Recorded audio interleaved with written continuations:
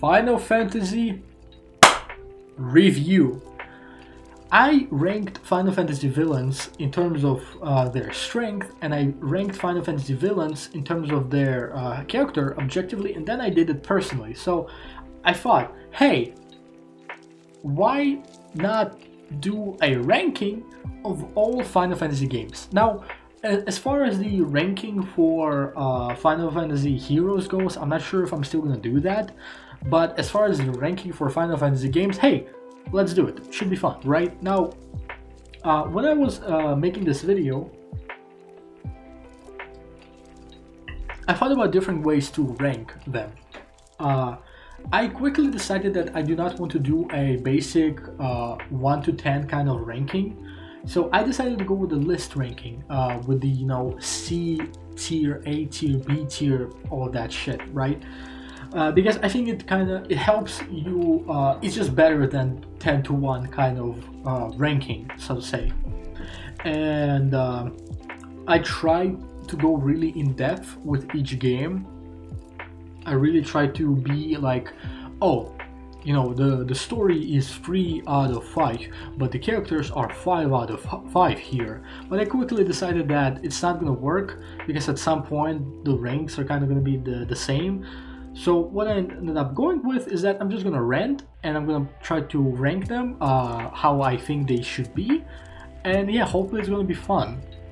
I quickly will say that I'm ranking all the numbered games in here plus Dissidia. I'm not gonna rank Tactics because I never played or watched the game, so fuck me I guess, but I can't rank it if I don't know it, so sorry about that. And I will also say that no game will ever go below rank C. I believe that there's simply no Final Fantasy game that is as bad that it would deserve a D rank, at least in the the mainline ranked not numbered series. And I will also rank Dissidia because I believe that Dissidia is a great game that not enough people talk about. And last but not least, I will be ranking games based on narrative. That is the huge thing. My criteria for ranking games are story, characters, setting, and influence. I'm not going to be ranking games really on gameplay.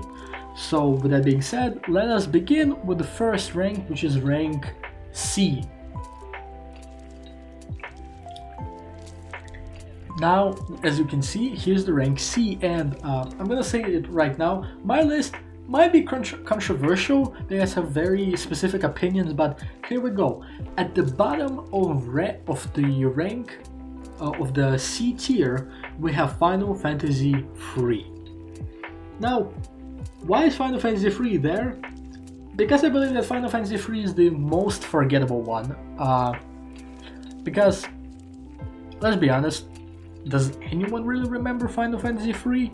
Like, the story is not that creative. It's kind of the cliche, oh, we are the heroes and we're gonna stop the bad guy kind of story, we are the warriors of light, woohoo, Xande, the bad guy, is probably one of the highlights of the game because he's really creative as a character, because he is a wizard, he's a mage who was blessed by his master with mortality. He was immortal, but he was blessed with mortality, and that's a very interesting angle.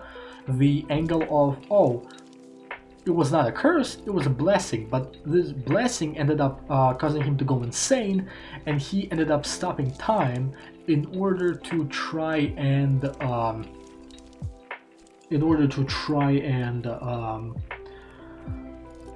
just regain his immortality. And I believe that he tried to regain his immortality by pretty much keeping all the time stopped forever, which is like, again, crazy and insane, and just shows how insane he is. That's creative. But in the end, it was shown that he was just a puppet with this character called A Cloud of Darkness, and I genuinely like A Cloud of Darkness. I think she has an interesting character, but sadly we do not learn her character until Final Fantasy Dissidia. So in here she's just kind of like a big bad final guy, or girl, I guess in this case. She's not really a female, she's kind of a androgynous. She has a female body, but she's not really a woman. Heroes are forgettable. They are. The setting is just very basic, and Final Fantasy III did not really have any big influence, so therefore I decided that it deserves the bottom of the list. Next one is Final Fantasy II, and it hurts me to put this game here because I love Emperor Mateus. I believe that Emperor Mateus is one of the best. Beautiful, beautiful boy, a husbando easily. But sadly, the game does not treat him well. He is built up to be this great kind of villain, but then he is taken down by some rebels, and then, I really like the story. It does something interesting where once he's defeated, Mateus is so tenacious that he does not die, and he split his soul in half. One half goes to hell and becomes the ruler of hell, and the other part goes to heaven and becomes the ruler of heaven. But even then, he is defeated by the rebels. In the hell version is defeated by the living heroes, and because he kind of brings hell to earth and they defeat him. And the heaven version is defeated by the heroes who died and they defeat him there. And kind of dog shit, especially given that heroes are not that good in Final Fantasy II, especially Firion.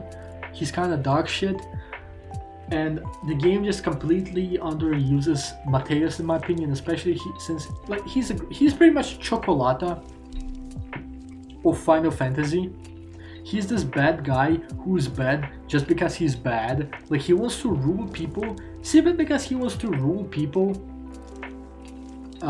And besides that, he's smart, educated, he knows how to lie, he's manipulative, he is gracious, he's fabulous, and just sexy, honestly. And yeah, but besides that, story, pretty basic. Once again, it's a pretty basic concept. Honestly, up until Final Fantasy VI, the concept is always, oh, good guys trying to defeat bad guys, yeah. The setting is pretty basic as well. It's just, regular fantasy.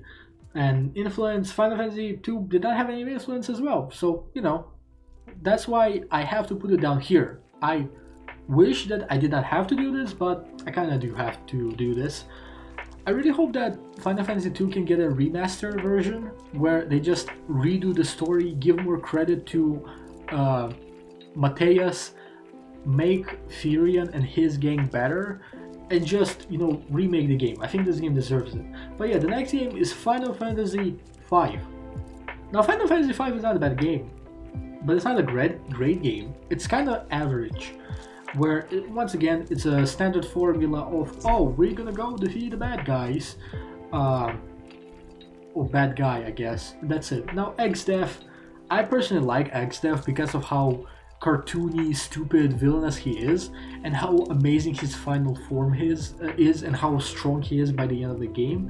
But narrative-wise, he does not have a character. He's literally an evil Splinter. That's it. As I said in my previous video, he's a kind of villain who will laugh at you an evil laugh and then yeet away. That's it. Now, as far as heroes, they're kind of okay, but nothing outstanding. The most outstanding is probably Bartz. And I do like Bartz, especially in Dissidia. He's very fabulous, very ethereal, very light, very kind of androgynous boy, which I like. You have Gilgamesh, who's amazing. Obviously, he's a god. But besides that, I'm kind of repeating myself, but besides that, it's kind of the same, And then the next game, at the top of the C tier, we have Final Fantasy XIII. Now, Final Fantasy XIII is a very... It's sad.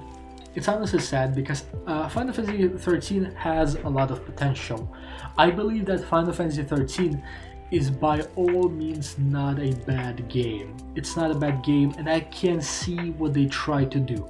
The problem is that they tried to make Final Fantasy XIII really avant-garde, but they failed. They just failed to kind of push this avant-garde idea of Final Fantasy XIII, and therefore just kind of flopped, sadly.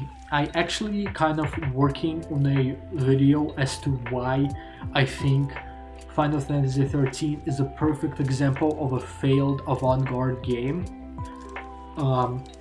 so I'm not gonna talk too much about it. But yeah, they tried, and sadly, they failed. And it's really sad because you can see all this potential in there, all this godly themes and all of the interesting story points, but ultimately the pacing is kind of weak. And then there's like what, free DLCs which you need to buy in order to experience the game fully, which is kind of like, really? And then all the characters, a lot of them are not likable, especially the main ones. Lightning does not become likable until like final DLC or second to final DLC, I want to say. Her sister, I don't think she's ever likable. The guy with the white hair, I think he's always a piece of shit. The only likable characters are probably the lesbian girls, and that's about it from what I can remember. The bad guy in the original game, the Pope, is not interesting. The bad guy who appears in the DLCs, I believe his name is Caius or something like that. He's more interesting, yeah, sure, he's interesting, but the problem with him is that to experience his character and experience the end of the story, you need to buy like what, free DLCs, which is like, you're pushing it really hard. So yeah, it sucks, it really sucks, it does, but it is what it is. But hey, at least the setting of the game is amazing. Like, the setting of the game at least is what did not fail. Like, artistically the game is avant-garde, that at least did not fail, but you know, narrative wise, it fails, it flops in my opinion. Now we're going to bank. I said bank, it's not One Punch Man discussion, Jesus Christ. We're going to rank B.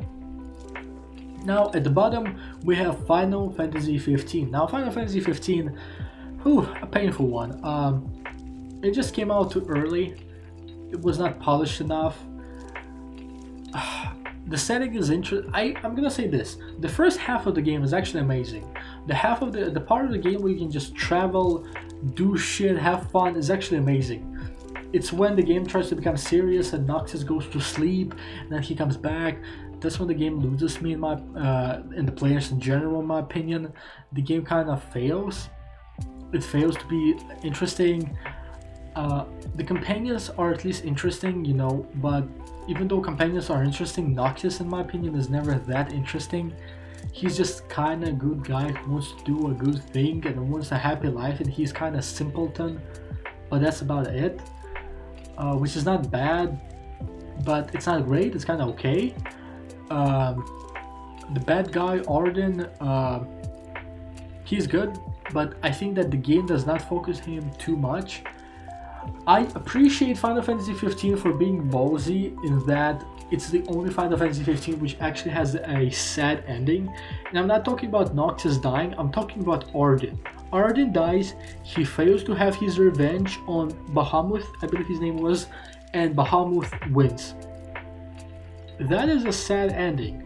Now, of course, there's a novel, and I do like novels ending more, but you know, it's a novel, so we don't count it, and that's why the game has a sad ending. It's the only Final Fantasy game which in fact has a sad ending like that, where you don't actually win in the end, no matter how you look at it.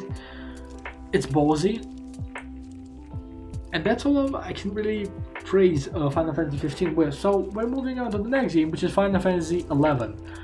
A solid game. It's the first MMORPG.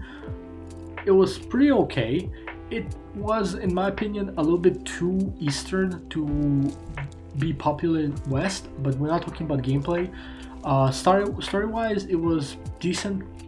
Vast, interesting setting. Most notably, I probably love Final Fantasy XI for the fact that they gave us Shantato, the best Final Fantasy character ever. I'm not even going to hear any fucking arguments about that. She is. Fuck you. And there's not much to say about Final Fantasy XI besides that. It's a solid game. And that's it. It's a solid game which is in rank B in the middle. So it's as solid as you can go. Next game is Final Fantasy VIII. just like Final Fantasy 13 and Final Fantasy 15, it follows the same theme of having a lot of potential but failing.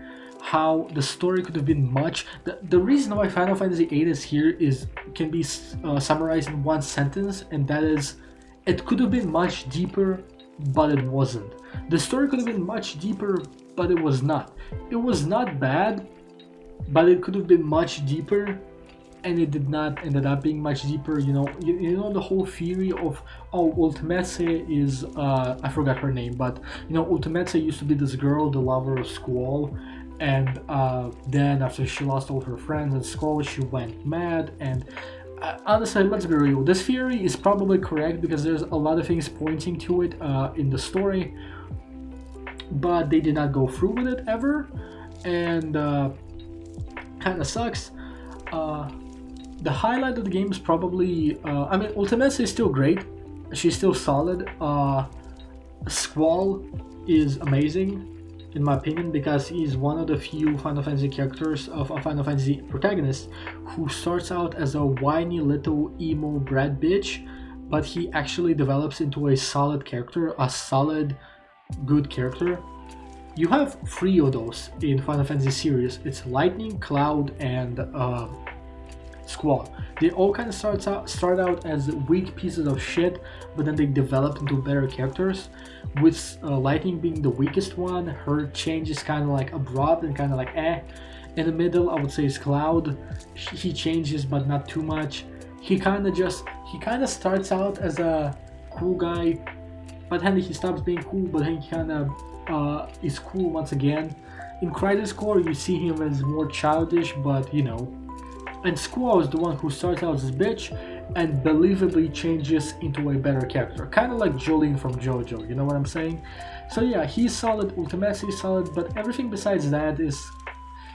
It could have been better. And that's the biggest flaw of Final Fantasy VIII in my opinion. And of course there's... what was her name? Ada? I believe. The second witch you fight.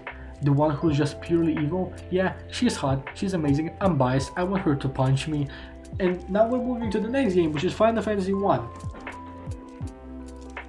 Final Fantasy 1 is a solid game.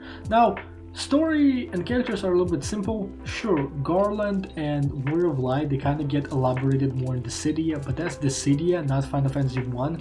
But one thing that you can bring from Dissidia to Final Fantasy 1 is the fact that Chaos was the one who sent Garland back to Final Fantasy 1 world, and this caused Garland to become Chaos. And of course from that we can also understand that the reason why Garland wanted to fight was to take revenge for Chaos and for what people did to him, which makes the story much deeper. Final Fantasy 1 really aged much better once Final Fantasy Dissidia came out, in my opinion. And besides that, it's the first game. I don't think you should praise something for being first too much, but you should not completely not care about the fact that something was the first. And Final Fantasy 1 was the first.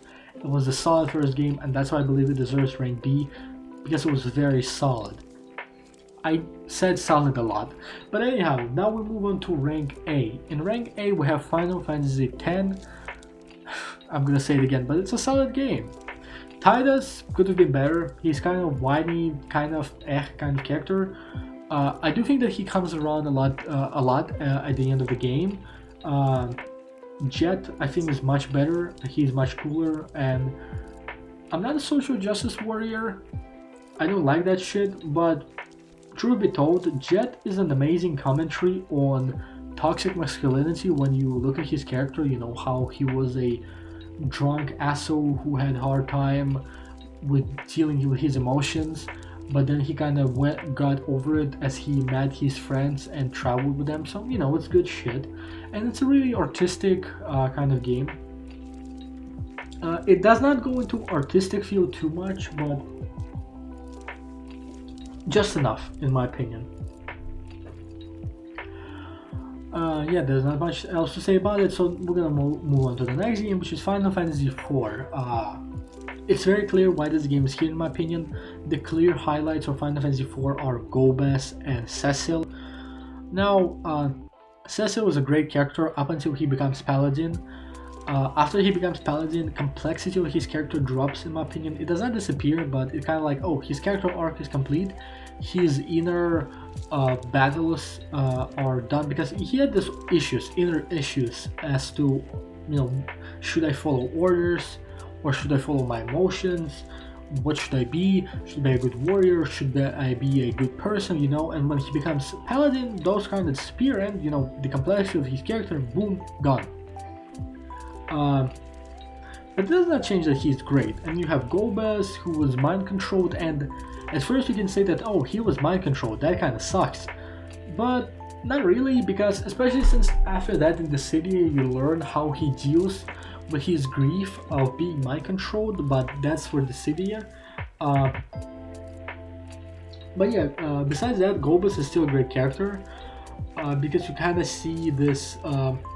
There are moments we can kind of see that he's not too fine with what he's doing, and then you learn that it's because that he's mind controlled. The person who mind controls him, the lunar guy,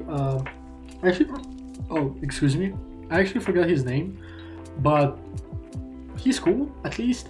Like, it's kind of like a shit thing to do, to kind of pull a fast one in the end like that, but at least he looks cool.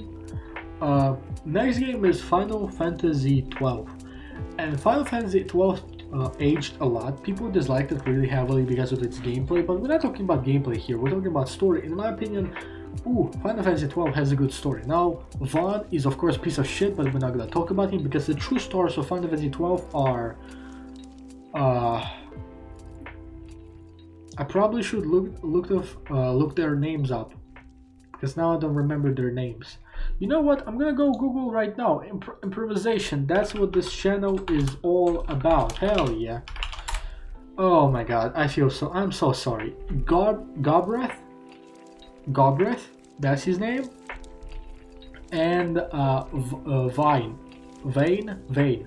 Gobreth and Vayne. Those are the true highlights of Final Fantasy XII, especially since they interact a lot. Gobreth is Wayne's a soldier, and he follows his orders, but he's always kind of not sure if the orders are good or bad.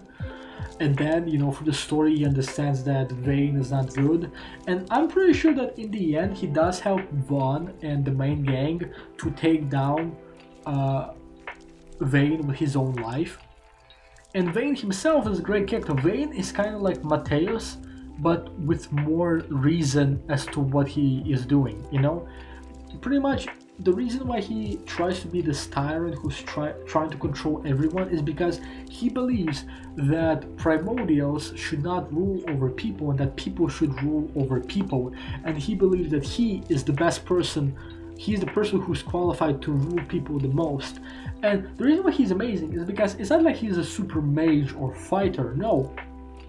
He's scary is because how much of a strategist he is and how well he can speak. There's this one scene where he comes out to the group of people who are angry and he gives a speech, and they change. And that is scary. How much he can influence people with his personality and how much of a great strategist he is.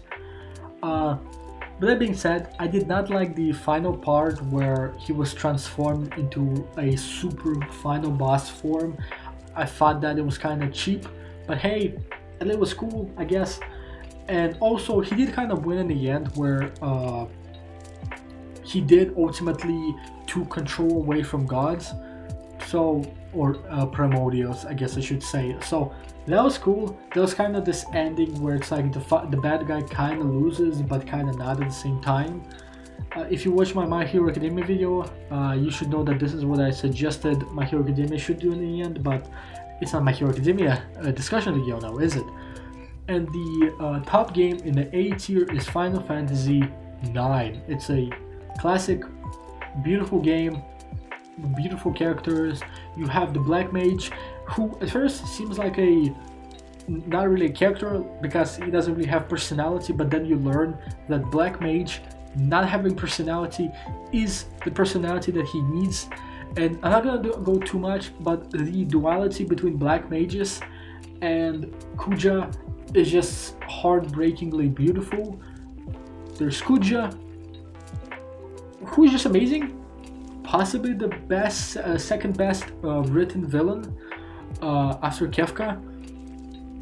Fucking beautiful piece of shit. I love him so much, and the way he comes around in the end is tragically beautiful. You have Zidane, who has a lovely duality with Kuja, because Zidane is pretty much a biological weapon, the same way Kuja is, but he had different upbringing, and therefore he ended up being different because he had better influence. And then you have all these other characters sprinkled throughout the game, such as the Queen or Empress, I forgot which one she was, but she's beautiful in her own right and kind of an example of power corrupting. And you have a Garland, you know, who is beautiful in this game. I was actually thinking about a different Garland, that's why I said beautiful. Garland in this game is not beautiful. His relationship with Kuja is beautiful, and how he influences Kuja is beautiful. That's what I meant to say. I'm sorry. So yeah, it's a beautiful game. It's an artistic game, and that's why it deserves a top tier in A. And now we're gonna move on to S tier. And before we go there, I will ask you kindly to not kill me after I show this off. But here we go. S tier. Yeah, you can probably see why you would hate me, huh? So yeah, Final Fantasy VII at the very end of C tier. Now, hear me out. I don't think that Final Fantasy VII is that great narratively. Now, it's not a bad game by any means. It's the setting is beautiful. It's a steampunk kind of dark fantasy setting, which is amazing, just beautiful and unique and creative. But the story is not that interesting, especially since what I really appreciate about the story is how proactive the good guys are. And the reason why good guys are proactive is because Sephiroth never actually does anything directly against them. He doesn't really give a fuck about them. But besides that, it's like good guys, they're kind of okay. Cloud is okay, but he's not outstanding in my opinion. Zack was, in my opinion, much better. Tifa is alright, but the same way as Cloud is, she's not that outstanding. Sephiroth is a beautiful character, very well written. I love just where his insanity comes from and how he used to be a good person, but then he just went off the rails because of what he found out. But then you compare him to people like Kuja, Ultimecia, and Kefka, and I just think he does not stack up ultimately, you know? And that's the thing about Final Fantasy VII. I just don't think narratively it's that great. Personally, I would put Final Fantasy VII narratively probably between Final Fantasy IV and 12, but I cannot deny the influence Final Fantasy VII had on the Final Fantasy series as a whole, and therefore I put it at the end of the S tier. Next game is Final Fantasy Dissidia, and I'm not gonna say it right now. I think too much people are sleeping on this game. This game is amazing, beautiful, and more people should play it. It's great. It really is great. It's a game with an amazing story, with a deep, tragic story. And it's true that this story is hard to learn, but it's more of a gameplay mechanic, and we're not discussing this here. And the other great thing about Final Fantasy Dissidia is that it takes all those characters from previous games, the main bad and good guys, and they put them in those situations in which we would never see them, and it puts them against one another, and they interact, and it's beautiful, and they develop, and it's just so amazing. Like, Final Fantasy Dissidia brought so many amazing moments. It kind of further established how amazing tragic Kefka is. It further developed Terra as this amazing, beautiful, badass of a character. It further developed the beautiful relationship between Kuja and Zidane, where Zidane ultimately wants to save Kuja, and Kuja is not a bad guy. It gave us a beautiful friendship between Kuja and Terra, which is like the last thing you would think of, but it's so beautiful. It gives us a kind of really cute dynamic mother-son dynamic between Lightning and Noctis. It gave us Squall, who ultimately comes to care about the friends that he makes. It developed further Ultimecia, kind of proving that, you know, the theory that, you know, this girl is Ultimecia ultimately, and kind of shows just how tragic she is. It gave us one of the most savage fights ever between Shantoto and Ultimecia, and you really should go look it up. It's fucking amazing. It gave us characterization to Cloud of Darkness of all people, where it shows that Cloud of Darkness is not really evil. She's for balance, and she comes when there's lack of balance, and that she dislikes humans because humans are unpredictable. But this the fact that she cannot predict them also makes her curious about them. And it also showed how she, more than hating humans, she actually hates instability and inequality and anything unnatural much more. The biggest thing that Final Fantasy Dissidia did was, of course, developing Warrior of Light and Garland into beautiful characters. I mean, the friendship slash animosity between Garland and Warrior of Light, the dynamic between the two where they can fight one another, but then the next moment they can fight together against a common enemy because they trust one another, because they both are honorable warriors. It is so fucking beautiful.